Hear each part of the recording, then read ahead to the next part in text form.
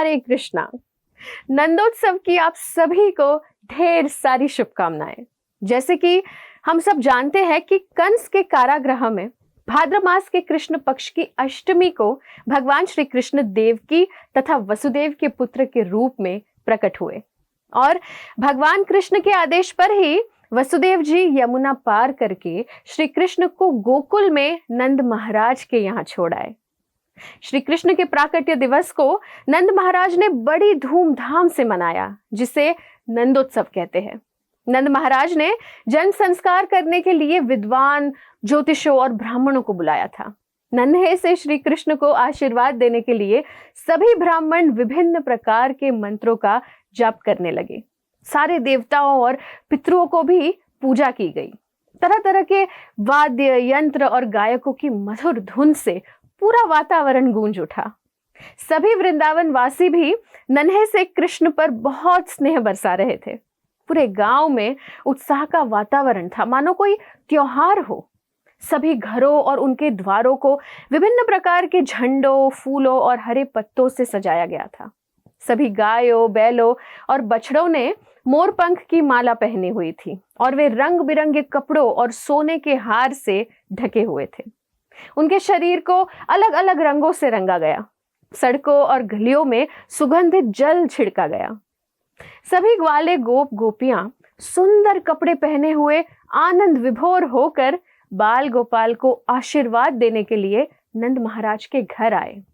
उन्होंने कृष्ण को हल्दी, तेल, दही, दूध और पानी का मिश्रण इसका लेप लगाया। ये सुंदर समारोह को देखकर नंद महाराज बहुत आनंदित हुए।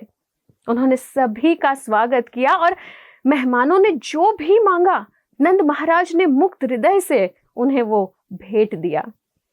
किसी को सुंदर वस्त्र मिले तो किसी को नाना प्रकार के आभूषण।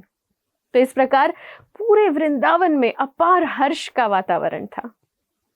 नंद महाराज ने रत्न और माणिक से सुशोभित अन्न धान्य के पर्वतों को सभी में बांट दिया। लाखों गाय दान की गई। सभी भगवान श्री कृष्ण के दर्शन के लिए ललायित थे। सभी एक दूसरे पर खुशी से दूध, दही, मक्खन की वर्षा किए जा रहे थे।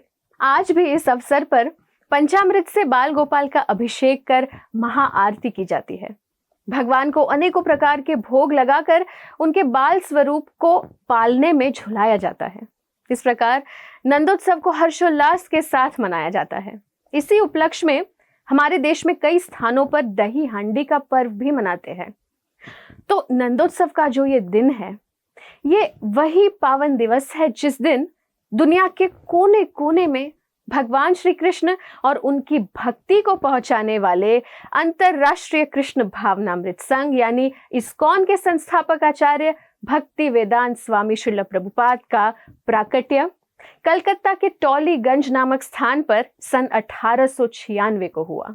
उन्हें अपने गुरु श्रील भक्ति सिद्धांत सरस्वती ठाकुर महाराज से अंग्रेजी भाषा में शास्त्रों को लिखने का और उन्हें पूरी दुनिया में प्रचारित करने का आदेश प्राप्त हुआ था। तो अपनी सारी सामाजिक और पारिवारिक जिम्मेदारियों को निभाते हुए भी उनके हृदय में सदा ही अपने गुरु का आदेश गूंजते रहता। और कुछ समय पश्चात अपनी सारी जिम्मेदारियों को पूर्ण कर उन्होंने संन्यास ग्रहण किया और सन 1965 में वे बड़े संघर्षों के बाद अमेरिका पहुंचे। तब एक ही वर्ष के पश्चात उन्होंने 1966 में इस्कॉन यानी अंतरराष्ट्रीय कृष्ण भावनामृत संघ की स्थापना की। इस प्रकार श्रील प्रभुपाद ने भक्ति और श्री कृष्ण को सिर्फ वृंदावन तक ही सीमित ना रखकर दुनिया के उन लोगों तक भी पहुंचाया जिनको कृष्ण भक्ति का सौभाग्य कभी प्राप्त नहीं हो सकता था। संपूर्ण दुनिया में भगवान और उनकी महिमा को प्रसारित करने वाले ऐसे वैष्णव और भगवान के शुद्ध भक्त के आविर्भाव दिवस पर आइए उन्हीं के श्री चरणों में प्रार्थना करें कि हम भी अपने जीवन में भक्ति को अपनाएं और फिर यथासंभव सभी में उसे बांटने का प्रयास करें। आप सभी को नंदोत्सव और श्रील प्रभुपाद के प्राकट्य दिवस की हार्दिक शुभकामनाएं। धन्यवाद। हरे कृष्णा। ऐसे ही और भक्तिमय कार्यक्रमों के लिए देखिए हरे कृष्णा टेलीविजन। और इसे प्राप्त करने के लिए आप अपने केबल अथवा DTH ऑपरेटर से संपर्क करें तथा और अधिक जानकारी के लिए आज ही डायल करें 7666 839 839।